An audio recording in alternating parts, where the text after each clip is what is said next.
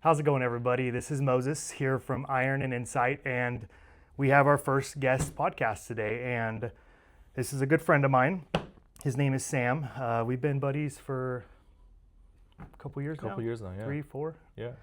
And I couldn't be happier to have someone on during this time because he has insight that most people just wouldn't understand. And we're going to follow the same pattern where we're going to start with the health and wellness aspect to what he does, and I'll let him kind of give you deep insight in what he does and how it's helpful to the personal injury world and even lemon law. So we'll start with that. First and foremost, Sam, tell us a little bit about yourself. What do you do? Where are you from? Things like that. Well, first and foremost, hello everyone. Thank you, Moses, for having me. As Moses explained, my name is Sam Sartipi. I'm an attorney here in the state of Arizona. We deal with personal injury cases and lemon law cases. And I had the fortune to meet Moses a couple of years back, and we've been good buddies ever since. And thank you, Moses, for having me. Of course, man. Okay. So we're going to start with lemon law because most people don't really understand that, or even understand there's an outlet to find a way to get paid or money for getting a bad car, for say. What qualifies a car as a lemon law? Qualifies it for lemon law that most people wouldn't realize? Like, what do you typically see? So let's first go over on basic lame terms on what is a lemon law. Lemon law basically is protection for people who buy bad cars or crappy cars that require repeated repair attempts under warranty. So it's a consumer protection law that was put into place, I think back in the 70s by 3 congressmen. And every state started adopting their own lemon law, and they obviously have they have their own rules and regulations on based what is a lemon law and what the remedies are for each. Basically, going back to your questions, there are different things that would qualify your vehicle as a lemon.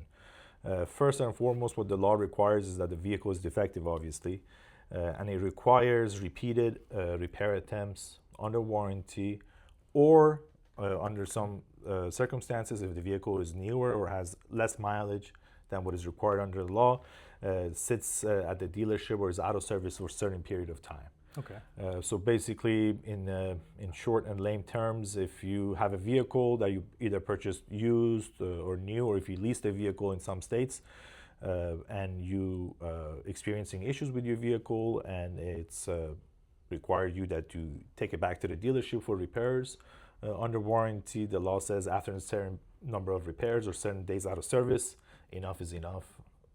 The consumer or customer is entitled to a remedy that will under the law. Basically like a compensation. Exactly. Okay.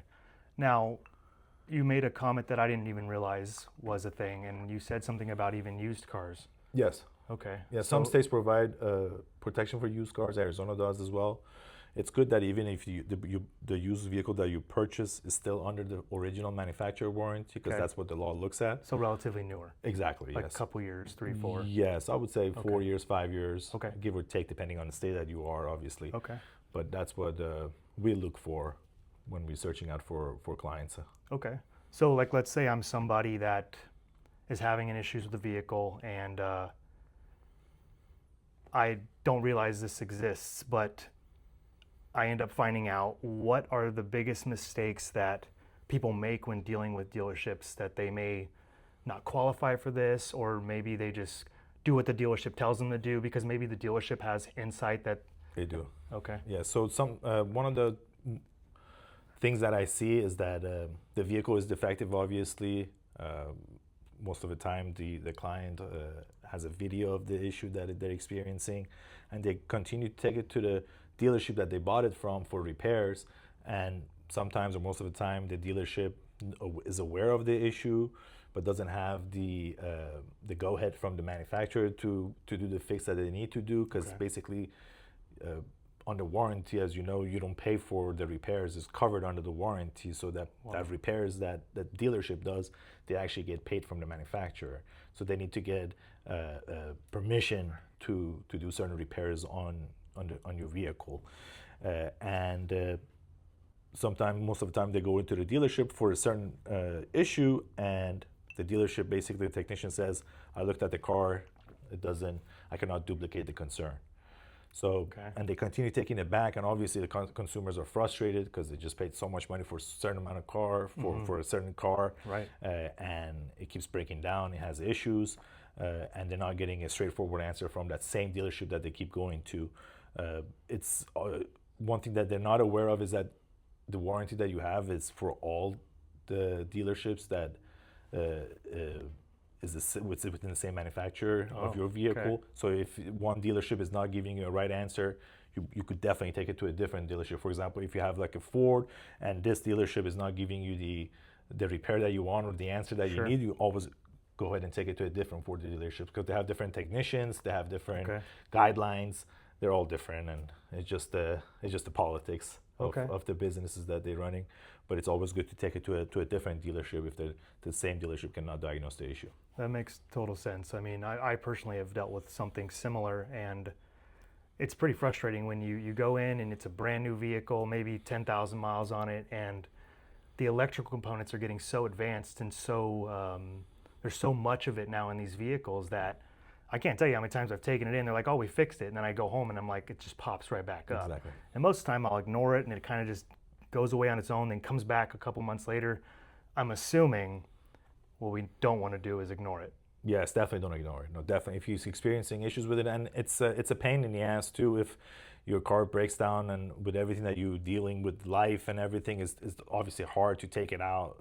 Take time off your work and take the vehicle in. And sometimes they don't have loaners for you, so you have to pay for alternative source of transportation on your own, whether it's a rental car or Uber. So it's definitely a pain, but it's best not to ignore it. And if your car is having issues, definitely go ahead and take it in, even if you have to take it to multiple dealerships. Okay. Let's say you're doing this process and you are taking Ubers or renting cars. Is there compensation with that or no? Sometimes, yeah, especially if the dealer acknowledges that they don't have a loaner and the vehicle needs to sit there, obviously, then you pay for rental car and you get compensated for that. Okay, that's awesome. This brings up a great point, especially as we transition now into what else you do. I don't know many personal injury lawyers, and maybe you would have a better insight in this, that actually have insight in lemon law. And I'm assuming there's some benefit to that. It goes hand to hand sometimes. Yeah, sometimes. I mean, you're still dealing with auto, which is a pretty big deal, and to be in that sector. So let's transition into personal injury now, because I do think more people would end up needing a personal injury lawyer, especially here in Arizona, where it's just absolutely war driving on the 101, 202, 303. There's lots of people out here, different driving cultures. Some drive fast, some drive slow, some drive, the speed limit, and just getting on and off our freeways is a task in itself. So what separates a high quality personal injury attorney from an average one, per se? There's tons of them out here, so. Well, you definitely need an attorney that cares, cares for the customers and what they've gone through. One that is involved in the case from start to finish. The other is having an excellent team, because you cannot do everything. It's just like flying. It's like you're a pilot and you're flying a plane. Yeah. You definitely need your co-pilot. You definitely need the flight attendant. You need the whole crew together to work as a team. Great analogy. So it's exactly like that with the law firm as well. Okay. So if you have those three components, then I think you'll be a successful lawyer. And also, you also need a lawyer that doesn't back down, is willing to go the long way, litigates is a plus. But there's a lot of that goes to it. Got it. So let's say someone gets in a wreck and maybe they don't have any idea what they should do or how they should go about it. Like, if they wait too long or come to the doctor quick, does it undervalue the case if they do particular things? Like, what creates an undervalued case? Like, what do you typically see in your field where you're like, this is going to be a hard case to deal with? If there's, for example, if you're involved in an accident and you take some time to go see the doctor. Obviously, once you're involved in an accident and you're injured, you take some time to go and see the first doctor, whether it's a ER or urgent care. That gap from the time of the accident, from the time of your first appointment, is huge, and it's what insurance companies poke at. Say basically their argument is if So your get client in is soon. hurt and there are, why did it take him 2 weeks, 3 weeks to go see the doctor? And obviously there's counter argument to that. Sure. Not everybody have the time to just the next day make an appointment, go to a doctor. Yeah. It's in this Or day, some people don't even realize it's an option. exactly. In this day and age, with all the work and the crazy things we deal with in life, nobody has that luxury to be able to just make an appointment the next day and go see a doctor. But you want to do it as soon as possible.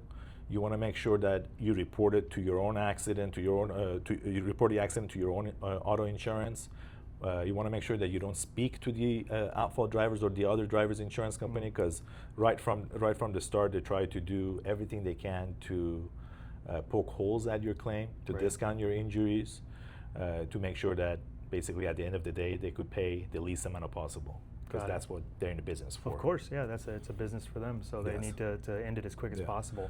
And definitely one other thing that we see is that, especially if it's a serious accident, definitely call the cops and have them get a police report. Got it. Definitely, that's huge. Yeah, documentation. Documentation is everything. Got it. Documenting the accident, documenting your injuries, documenting the difficulties that you're going through. These are all part of what makes a case a high-value case. Got it. Okay. I've personally worked with tons of firms, and I still do, and I notice they all do things a little differently, especially if it's a really, really big firm compared to like a boutique firm. It's interesting because I feel like some of the cases they kind of just shove off, and they're like, and I hear from the client like, oh, they can't help me, and it's confusing. So when you look at a big firm compared to a smaller boutique firm, why would they not want to do a case that's, I'm sure everything's different. Everything's different. I would say every firm's different and how they operate, obviously. But I think, in my opinion, the reason they're not taking some accidents or some cases is because they don't see a value on it. Sure. They don't think it's going to be a high value case. They don't think the work they're going to put into it is going to be worth the time that they're going to invest in it. So it's basically they just look at it and try to make a decision whether or not it's going to be a case that is going to be worth their time or not. Oh. So sometimes they make a good judgment, sometimes they make a bad judgment. Got but it. you really don't know what the case is going to be until you go in it, you see what the injuries are, you see how the accident happened, what are the client's options, what are the insurance policies. You don't really get to see how a case is going to plan out until you're a couple months into it. Got it. Okay. Another question I think a lot of the viewers would have would be, you say the word case. So does that mean we're going to court? What does that exactly mean? Like, because most people are pretty scared to actually pursue maybe a personal injury, from what I hear from clients in the office, because they feel like they're going to be on the stand with all these witnesses, and kind of explain that process and what you see. It's definitely a complete opposite of what they see on TV or on these kind of shows that every case is in trial, obviously. I would say maybe out of the 100% of the cases, maybe 75, 80% of it gets settled outside the court. You don't even need to go to the court. Some requires that you go to the arbitration, but it's rarely requires that you, an actual person, come inside a court and testify in front of the jury, like how they showed on TV. Okay. Yeah, because I assume they want to save money and they don't want to deal with that. And they don't want to. I mean, obviously, it's going to be a stressful environment for someone who doesn't have experience being in those kind of situations. So they're kind of afraid. But what I tell them is that if you're a victim of an accident that is not your fault and you're injured, definitely go seek treatment for your health, obviously, to get better. And the law protects you. There's law that is put into place for you to be able to compensate for all those damages that you suffered as a result of someone else's negligence. Got it. So, like, let's say someone's seeking treatment for a personal injury case. I assume not all providers maybe treat personal injury because it's a specific type of process, in the sense of like being on a lien, things like that, and what kind of things should people do that are under a personal injury case? Maybe they sign with you or sign with any lawyer when they're looking for a provider that actually does that. So, I mean, it really depends on the provider, because obviously when you go to a doctor's office, they want either your insurance information, your health insurance information. If you don't have it, then they basically ask you to pay up front. Got it. But the doctors or providers that do work in the PI environment, they know that obviously he or she is a victim of an accident, they're injured, so they don't really charge that person up front anything. They place a lien for their bill to get paid out of the settlement. Got it. And that just makes it so much easier for the person or for the client. They've already went and dealt with an accident that wasn't their fault. They're injured. They're dealing with the pain and everything. Now they got to come and pay out of pocket or providing health insurance information, pay for deductible, and all of that is just a headache that it's not really their fault. So it's not fair for them to have to deal with this. So fortunately, there are laws there to protect them, and there are doctors who treat under the lien. They don't charge the patient up front. Right. They don't ask for health insurance information. They wait to get paid from the entire settlement amount. Got it. That makes tons of sense, Oh, and it's great clarity. Stuff that people really would appreciate, because I feel like so many people have no idea how that process works. So I appreciate that. Of course. Now let's get into something a little deeper. We're going to transition over into geopolitical affairs. Once again, this is probably my favorite part of the whole segment. And I think you guys are going to get some very good insight on from Sam, because for one, he's had an interesting childhood and how he grew up, and I'm going to let him tell you a little bit about that. But he is from Iran. Yes, I was born and raised in Iran. I was in Iran until I was 13 years old, and then we had the fortune and the opportunity to be able to migrate to this beautiful, beautiful country. Awesome. That I just feel so lucky and so grateful to be able to come to a country that gives you everything, to give you all the tools and opportunities that you need to become whoever you want to become. Totally. Love that. Love that. And most people, I think, take that for granted. Oh, yes. I mean, even myself, like sometimes I got to get a reality check for what's going on all over the world and what people are going through. And man, I feel like I hit the birth lottery. Like the likelihood of being born here, you're better off. You're more likely to win the lotto multiple times in a row than to be born in a place where you have this much security and freedom. So yes, absolutely. Tell us a little bit more about your upbringing. What kind of made you who you are? So upbringing was in Iran, big family. From that aspect of it, it was great. Still is great. But the problem for me and a lot of Iranians or Persians that moved or migrated out of Iran is the current government that is in Iran. Okay. Most people don't know Iran wasn't supposed to be like it wasn't like this. It wasn't supposed to be like this. It was a beautiful country before the 1979 Islamic Revolution. It was one of the 5 countries in the world as far as social freedom. I heard it was also rich. It was rich, and it was going towards that direction of where Dubai is right now, or where Saudi Arabia is right now. Wow, could you imagine? And they were starting back then, way before any of these countries were even a country at that time, right? Yeah. So the 1979 revolution happened, and Islamic Republic takes over. With a promise of a better life, but once they come into power, it's exactly completely opposite. They first take women's rights away completely. They're forced to wear the hijab in public. If you're not wearing it, you're subject to brutality. We had a death of Mahsa Amini, a Kurdish girl in Iran who, if you look at the picture, it's very modest, maybe like partial covering, like nothing bad. Still covering though. She was killed for that. It just, with that kind of environment and that kind of laws that is based on verbatim what the Quran says, and they're trying to implement that into the society that was not even Muslim to begin with. Most people don't know Persians were not Muslim. Right. Most people don't. We existed thousands of years before Islam. You guys were around biblical times, man. Yes. It's referenced many times in the Bible. Exactly.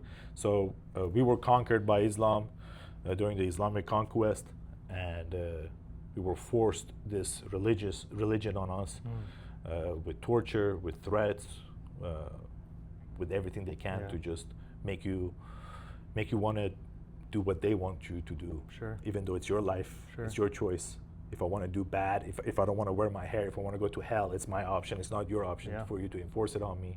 And that's just one aspect of it. It goes into almost every aspect of humans' life is controlled by the state.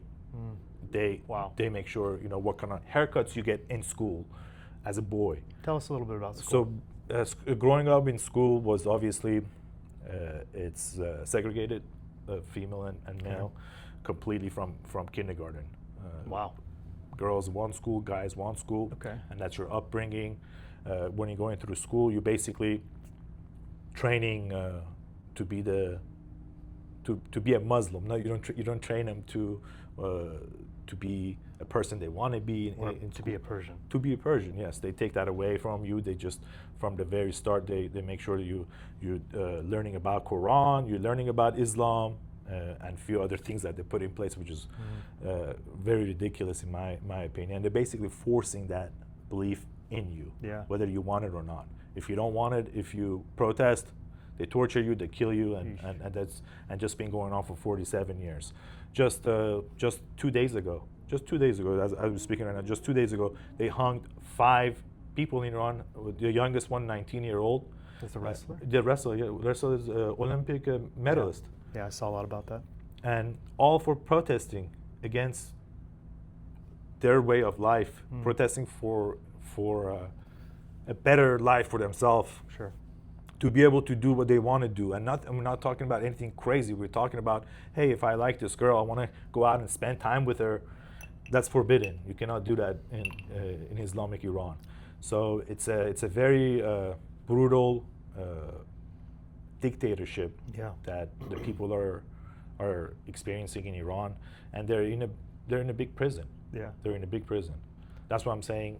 I'm so fortunate and so lucky to be able to come out of that environment, come and in this environment that provides you with that safety, that provides you with that freedom to be whoever you want to be. You know, Yeah. obviously that's your choice. What kind of man you are, what kind of person you are, what you want to be, what you want to do with your life, that's all your choice. But giving you that foundation of freedom and opportunity to do what you want to do and to be who you want to be, that doesn't exist in You know, one thing I've saw a lot about research-wise is that Persians typically tend to be some of the most hardworking people, the most successful, the most earning. They stay within their families and keep that cohesiveness. And Americans can kind of take note from that because it's something we do lack. But like every Persian that comes here, not every, but generalized statement, from a percentage standpoint, you guys are killing it, man.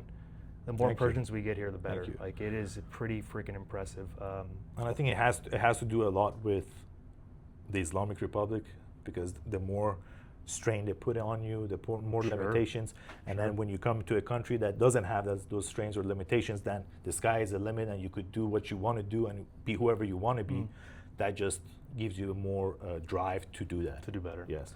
You know, it's interesting because my wife is from Lebanon, as you know, Yes. and the way that government is set up is pretty interesting. You know, when the French left, they left what they deemed as a constitution, not like our constitution, of course, where it's split into 3 sectors. Yes. You have your Christian Maronites The Shia as the and presidents, and then you have the Muslim prime minister, I believe. Yes. one of And the then you two. have the Druze who run the military. And it Yes. creates that division in power so that they can actually not cross any lines with each other. Yes. And my wife growing up there didn't deal with something as horrific as you did.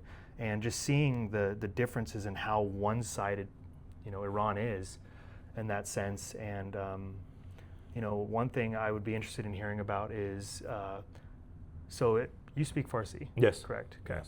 Persian or Farsi. Yeah, of course. And most people don't realize that you can't read the Quran. No. So explain to me how, like, when you're learning about this stuff, like, Yes. can you speak Arabic? No. Okay. How does that work when you're a kid and So they're it's trying to very difficult. So it's the difference between Arabic and Persian. Probably the best example I could put is Spanish and English. The letters are the same, right? The alphabet is the same. We have maybe 4 or 5 more letters than Arabic does, but more or less, like if I put an English statement in front of you, you could probably read it. Yeah. Maybe not correctly, but you could be, because you're familiar with the alphabet. So it's the same with Arabic and Persian for the most part.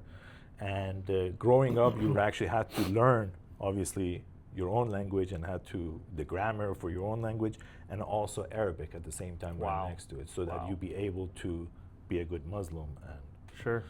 And it And sounds all like you said I ain't learning Arabic. no way. It's Wonderful. just and As you from- shouldn't. yeah, As you shouldn't. I mean, yeah. from the first grade, from the very get go, they force you to say the prayers in school. They force you to say we were like in kindergarten. We would come out early in the morning before going to every class. I remember they would make us stand in line. Obviously, do some like PE stuff, physical education stuff, and then they will make you start chanting "Death to America" and "Death to Israel" from the very, very get-go. From like I'm talking like kindergarten age, right? I don't Cultivating even hate, know. yeah. I was like at that time, most people don't even know where America is, what Israel is, and then now I'm saying "death" to them, like. But they're trying to brainwash you from the very early age on Yeah. to when you become an adult. But Wow. obviously, as you grow up and you read the history, you read what's going on, what the actual world politics are, then you realize that. Sure. With from very early on, you could realize that who the bad guy is. Sure. Sure. Especially being oppressed like that. Yes. So you bring up the United States and Israel. We are currently in a war with the Ayatollah. I'm not going to say Iran because I don't think we're at a war with the people in Iran. Yes. I think we're at a war with a pretty oppressive regime there. Yes. So what are your thoughts currently on how things are unfolding? So first and foremost, obviously, no one person in the world want to see their homeland get bombed. Yeah. Nobody does. Right. Right. You cannot come here and support war. I'm against war myself. But if it's the only opportunity and one opportunity to be able to get rid of this monstrous regime, this terrorist regime, and it's the best opportunity so far in the past 47 years, this is the weakest they've ever been, then it's worth it. Got it. It's worth it. I mean, obviously, during the war, a lot of innocent people die. No matter how precise you bombing, precise is, there's going to be a neighbor that is going to die. My own cousin's husband died this past Wow. June during the 12-day war. He was at their house. Unfortunately, he wasn't with my cousin. The building on top get bombed, and then Wow. he was a victim as well. But Wow. I'm only saying that is because there's innocent people that are dying in the war, 100%. But the amount of people that the government has tortured and killed during this past 47 years, and it's still ongoing. I just said 2 days ago, they hung 5 people for just protesting for their life. And it's continuous. It's been from the day one up until now. This war is definitely worth it for the people of Iran because it's the only chance they've had in the past 47 years to get a freedom. Got it. To be able to be free from this monstrous regime, to hopefully have democracy and peace come after. Wonderful. Wonderful. So what do you think the regional impact, because Iran's huge, man. It's huge. It's 2.5 I don't times Texas. Yeah, I don't think people realize just how it's huge. big it is and Yeah. how much it actually dictates the world's energy. Oh yeah. There's so much that goes to the Strait of Hormuz, and I don't know if I said that right. Strait of but, Hormuz, yeah. But there's so much that affects what's even going on here or the rest of the world.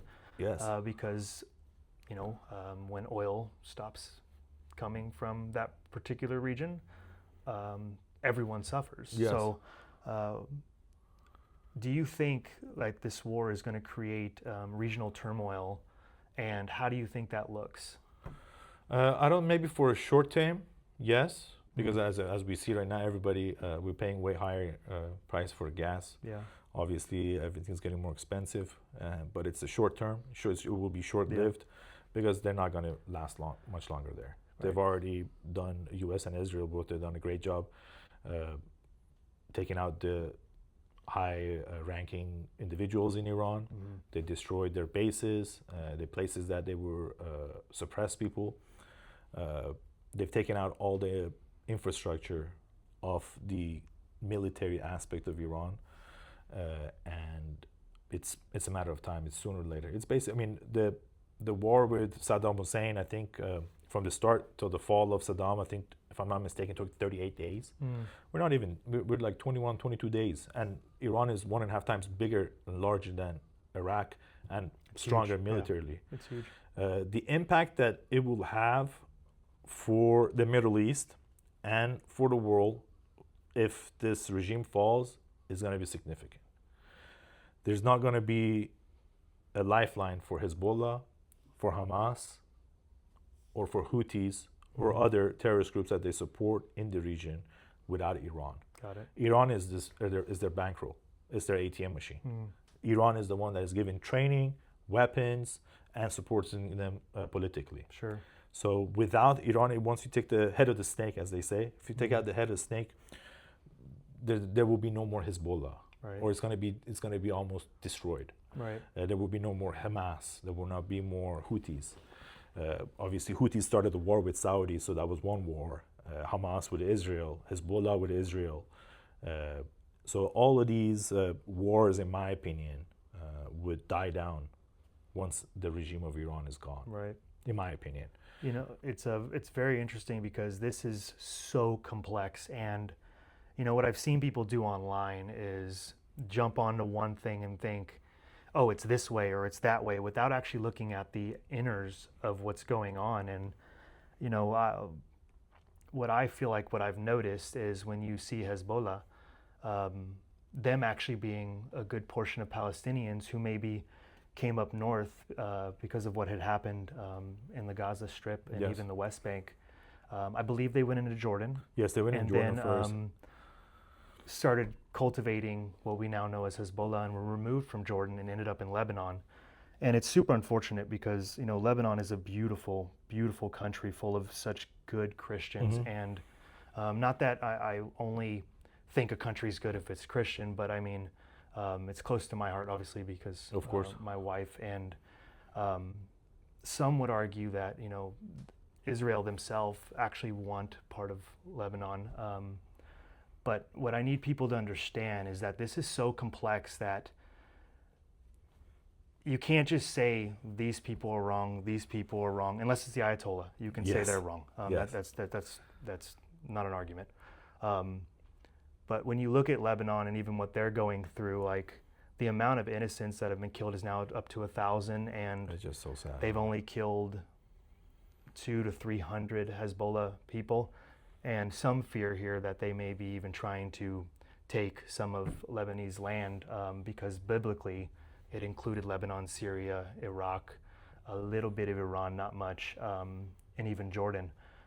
That world is so complex. So before you make a decision and you decide how this should play out, really think about everyone and what they're going through, because there will be, like he said, tons of innocents killed. And there was no perfect way to do this. And some can understand like why you feel the way you do, because you, as a kid from here on up, you've watched your home, you can't even go home. Yes. Because I would assume you'd be arrested immediately or thrown in the military. Yes. One of the two. Like, and if you didn't go to the military, you know what they would do to you. Yes. But it's so good to have your insight, because most people just don't understand. Like, you know me, I don't support war. I'm an isolationist. I would rather stay in my country and say, hey, fix this shit first, and then we can think about fixing other people. But I also really, really, really want the Iranian people to have the freedom that they deserve, because they have shown time and time again to be successful in every aspect and to be contributors to this country. Yes. And I love that. I support anybody that, thank you, you know, that works hard and just does everything, I guess, thank you, correctly, right? Yes. Do you think regime change is realistic, like, from this whole thing?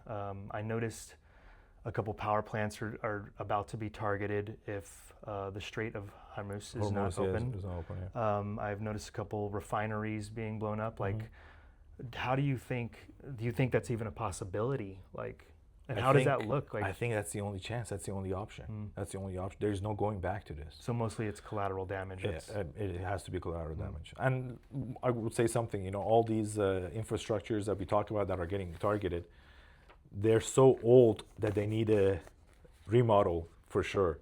Sure. Because these are the infrastructures that the king of Iran was working on and was building. And when was he? He was ousted in 1979. Okay, I say Carter, ousted, yeah. but it was really a political move by the West and other countries to have him be removed and bring in this.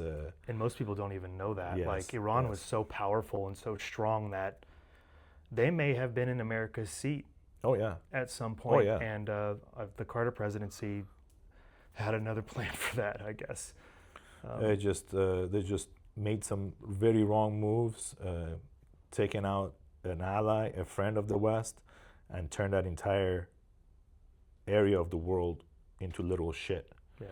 And whether for their own benefit, which I mean, obviously, Of course, America's always definitely gonna, for their yeah. own benefit. It's not just Iran that they've done this to; it's other countries in the world they've done to. The Panama, other countries in South America, Africa, or Asia. Wow. They've meddled into a lot of countries for their own benefit Of course, and to interest. keep the seat, yeah. Exactly. Yeah. And it's not just United States. Other superpower course. before United States done this. Britain, And they still Britain do. done this, Yeah, and they still yeah, do this. yeah. So it's like a domino effect that it keeps happening and it keeps going. But this last piece of the domino for Iran, if this regime falls, it will be so beneficial for the people of Iran, obviously, and for the people in Middle East and the world, people in the world. Yeah. It's going to have a crazy impact worldwide, and whether for the people of Iran, obviously, as most people probably don't know, but just 2 months ago, the situation in Iran was so worse. It came to the point that basically nobody could really afford to buy. I mean, some people, yes, some the rich that are probably the connected. sanctions choked Yes, them, yeah. but majority of the people in Iran wouldn't be able to afford buy meat for their family in a month, just because of inflation and the value of the rial falling to, I think, within 5 or 6 years, 95% to the U.S. dollars. Like it's something crazy. Like the numbers that we're seeing right now, for example, a price that you will pay from when I was in Iran 25 years ago that you will pay to buy a car is the same price that you buy to buy a pizza.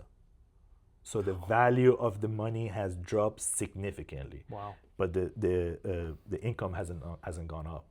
So it's not you can't really live in that condition. So they had a protest, obviously, for that 2 months ago against the government. A lot of people came in the streets, and within a matter of 2 days, I mean, we don't have the exact figures out yet because they shut down the internet. They're really good at doing that, suppressing the censoring. They're very good at doing that.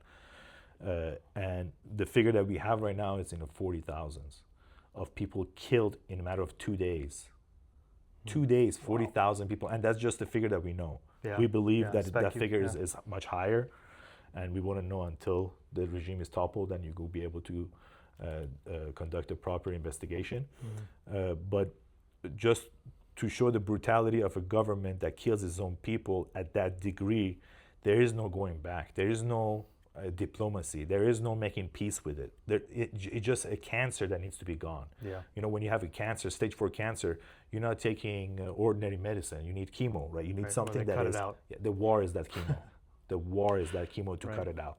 And that's their only hope that people have had in the past 47 years. And I really hope that this happens and it gets done. Yeah. What comes after, obviously, there's a lot of movements that could be, but what I'm really hopeful, what I really hope that it happen is that the people have peace and be able to elect a government that they really want, and that brings democracy for them. Yeah. There's a lot of moving parts. It's not obviously as easy as that. There's going to be a lot of things that might happen, as we've seen with the other countries that gone through the same process. But we could only hope for the best, right? Because I think the people of Iran, that's the only thing that they have. And that's what I was going to actually ask. Like, being someone in my seat who knows nothing but the United States and focuses solely on what happens here, I do have doubts. And my doubts being that, you know, the United States and Israel, usually when they're involved in something together, it doesn't typically go great. You know, when you look at Syria, when you look at Iraq, Yemen, Libya, and the list goes on. It's sad to see that, we leave vacuums in this place and these places. And my hopes is that that's not the case with Iran, because Yes, me Iran too. is huge. Yes. And if there's a vacuum there, the Middle East is going to be an absolute shambles, because I do believe Iran might be at the heart of the Middle East if they can figure this out. Yes. So No, that's one thing that we all hope for. That the first goal is to topple the government, to topple the regime, then to be able to have another government come in that is for the people, by the people, and be able to not create a vacuum, to be able to handle it and then move it into the next stages. right. Do you believe that your neighbors, being Israel, actually want a prosperous Iran? And I only ask this because my fear is that maybe Israel will be okay with regime change, but when you look at like what happened under Carter, like Iran still has the capability of being one of the richest countries on the planet Absolutely. in a decade to 2 decades from now, because the amount of resources that they do have. Yes.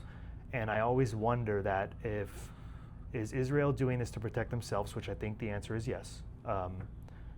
And do you think Israel has Iran's best interest, or is it more of a devil's advocate thing, like it doesn't matter to you because at the end of the day, what you want. Our interest is the same. Right. Yes. Right. So that's a very good question. I genuinely believe it's for the best of the people in Iran, but I don't believe that U.S. and Israel are doing this solely for the people of Iran, right? Right. It's their own interests at play. Of course. And the way you look at that is by looking at the history. It's just that in this case, it's an unintentional consequence that is beneficial. Things have gotten bad enough beneficial to where to the it's people like, of hey, Iran. Exactly. Got it. So I think Israel is doing this for their own protection, as you mentioned. Of course. Obviously, they don't want to keep fighting whether or not it's justified or not. It's I think some of the things that are happening in the Middle East is horrific, but whether or not it's justified, they want peace. They don't want to get bombed from Hezbollah, from Hamas. They don't want another October 7th.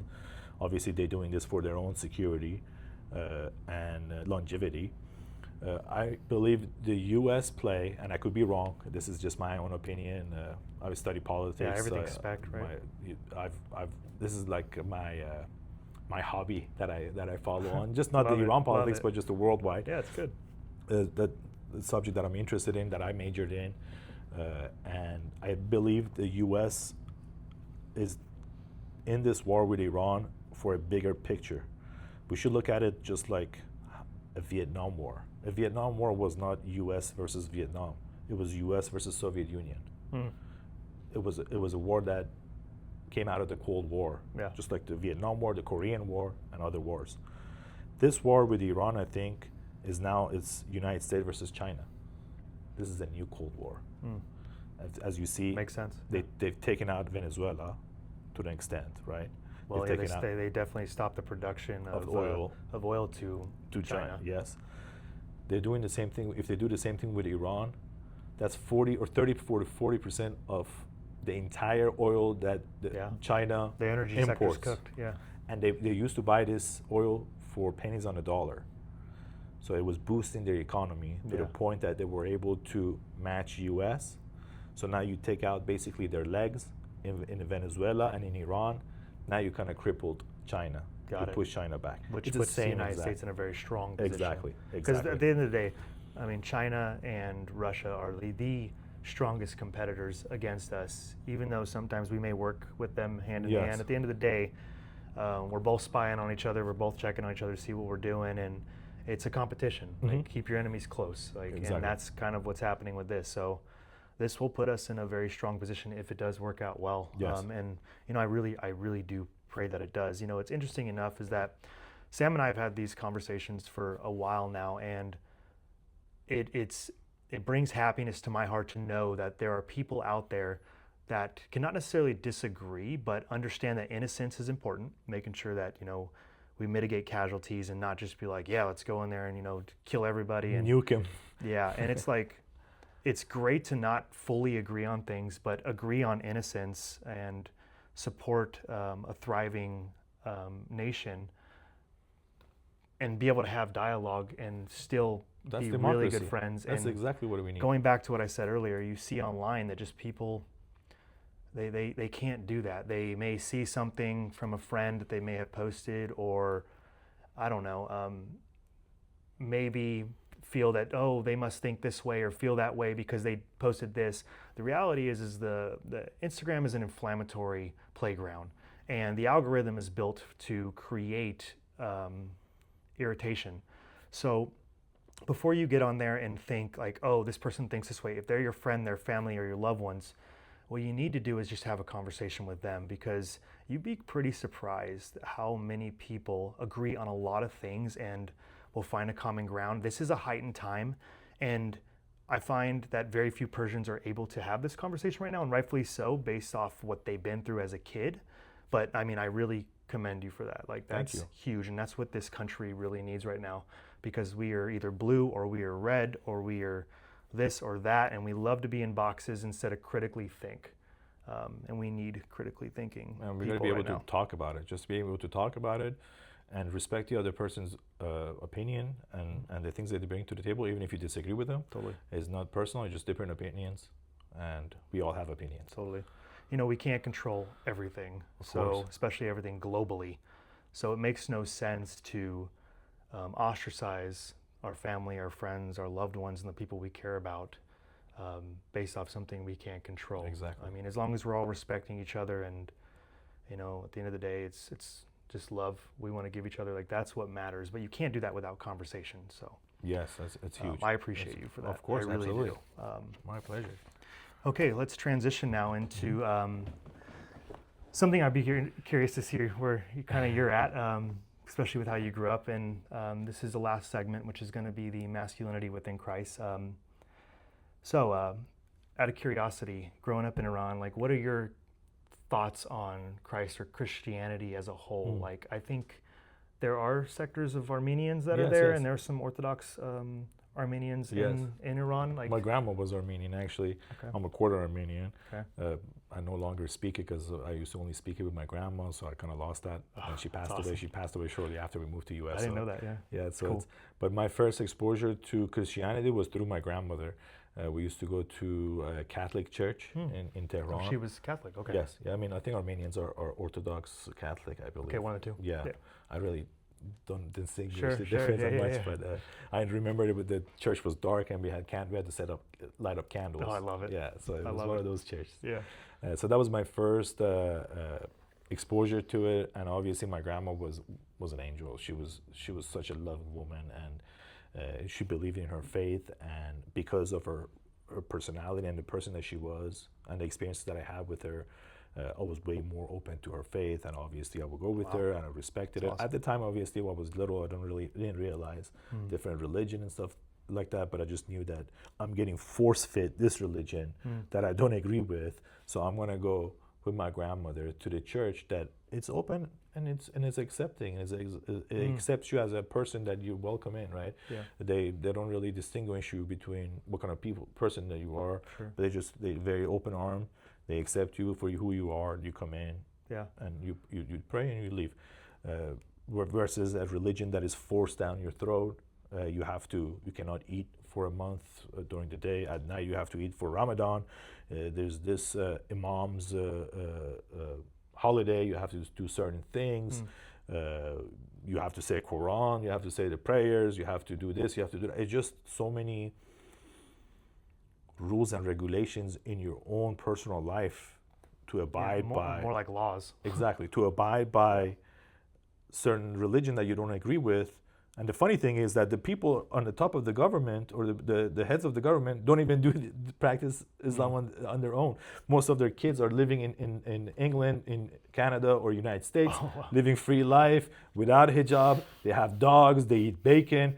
But then they will come and enforce this on us. So that's just another breaking point that, like, we had enough. It's enough. And then you speak up, and then they murder and they kill you. So back to your question, as far as Christianity, that was my first exposures, being with my grandma in Iran. And then when we moved from Iran to United States, we started going to Persian church with my family. So that was my secondary exposure to Christianity and Christ. Again, I coming from a religion that is forced down on you and you don't agree with, coming to a one that is open and arm. It's like going from a very bad relationship to a very good relationship. You know what I mean? Yeah. You appreciate what Hope you we don't have. bring your traumas. You appreciate what you have with the relationship, Yeah. and the bad relationship and the bad is always a reminder how bad it could be. Sure. And that was my exposure to Christianity and to Christ. Wow.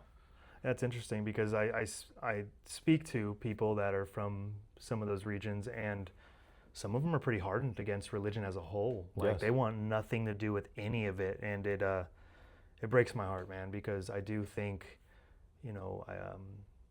true Christianity. When I say true, because even in the United States we have churches and sectors that try to judge or push things down people's throat, and the reality is that the open arm statement is 100% Jesus's.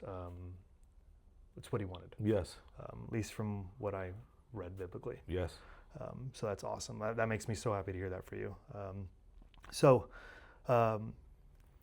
this segment is called Masculinity Within Christ, and we're having a big issue today with men being men, right? Protecting, providing, and just being sacrificial to their loved ones or the people around them. Out of curiosity, what do you think it means to be masculine in today's society? In my opinion, that's a deep question. It is. It's very deep, yeah. I think, in my opinion, being masculine in today's society, I believe, doesn't require much. It comes from your core, from your being, and from uprising. But what it means, I think, for me, is you getting up every day.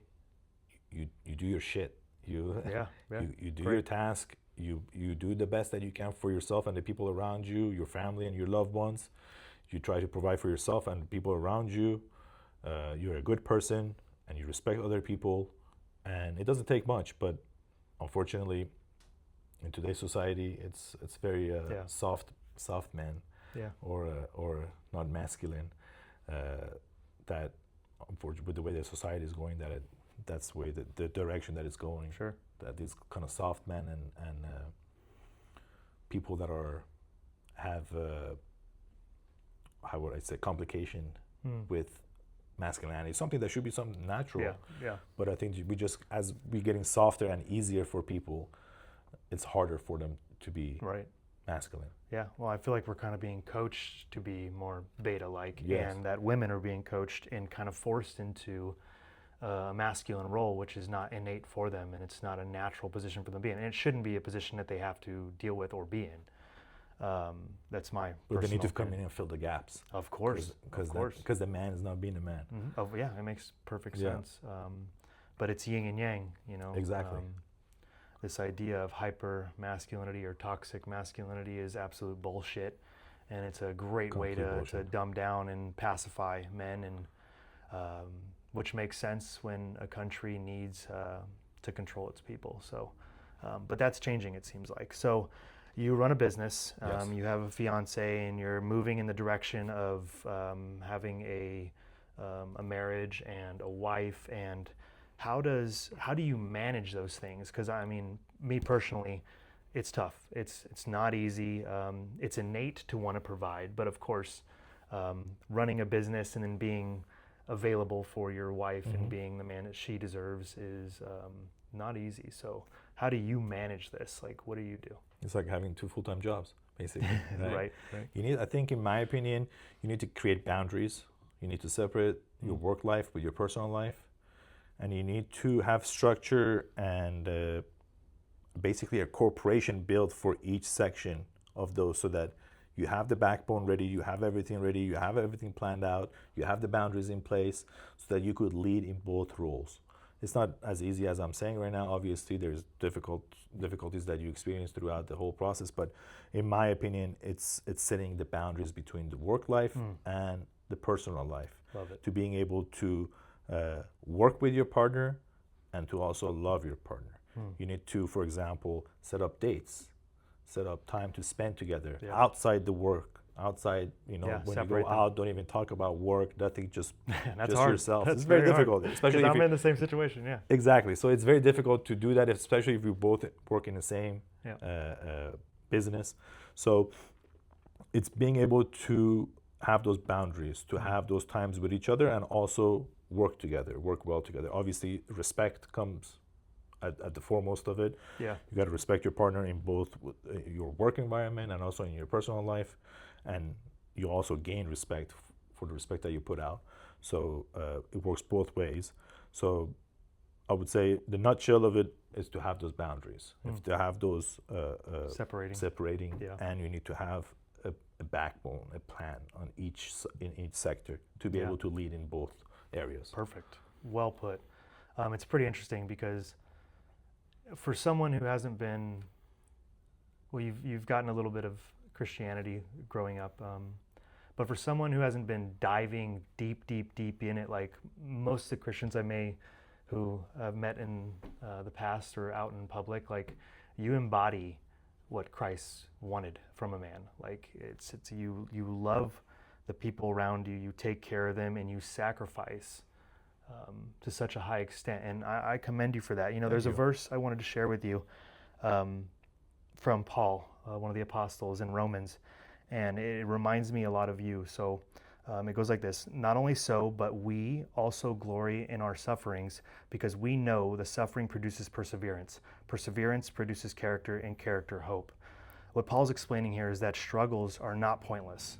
There's a reason for them, and instead, trials can produce patience, and which struggles produce the strength and the character, the way God wanted us to be as we go through life. And so my hat is totally off for you. Most people can have all the tools on the freaking planet from 1 year old on and still not end up acting and doing as you do. So thank you. My hat's completely off to you. Where are we at now? Okay, so let's get close to closing this, man. Okay. This has been great. It's been very nice. And I've been sipping on the drink. It's been nice. Yeah, it's good. Very nice. It's old-fashioned, yeah. My last question to you is this. What advice do you have for people that may be struggling running a business or being a man? When I say being a man, being available for their loved ones and doing what they're supposed to do, because we now live in a world where things are expensive and it's not easy, so people give up. They rather take a selfie and just be online and focus on that kind of stuff and not actually focus on the ones around them. So what advice do you have for someone who is struggling and doesn't know where to turn or feels lost? I think the first advice I would have for someone that is struggling is to talk to someone. Talk to a person that you trust. It could be your friend, your brother, your father, your grandfather, whatever. Love it. You made it's interesting you listed men. Yeah. I love that because I believe men should be talking to men. Now, that doesn't mean you shouldn't be emotionally available for your wife or for, your mom or whatever it may be, but there's an insight that men understand from other men, and we're all going through it, so men should speak to men, and that's just my personal opinion. You relate more, obviously, right? Of course. You relate more, you understand each other better, so it's always good to speak to someone about your struggles that you're going through, seek advice. Don't give up for whatever you're pursuing, because giving up would be the biggest mistake. Don't give up. Yeah, even if you fail. Even if you fail. If you fail of it, I think it's actually good if you fail, because you gain experience from perseverance. it. Yes, exactly. You fail 10 times, you make it on the 11th time. But then at that 11th time, you know what to do exactly. You know how to execute. True. Right on point. That, and also, no matter what you're going through in life, no matter how hard the life is, how hard you think your life is, someone's out there that has it worse than you. So always have that in the back of your mind, that no matter how hard the life gets, as you're going about your day during the day, oh, my life is hard, this happened, this and that has happened. Just have it in the back of your mind that someone out there has it worse than you. Right. And it still hasn't given up. Very good advice. It's because that is fact. Yes. It's not just fairy tale. It's absolute fact. Absolute Look truth. around. It's absolute truth.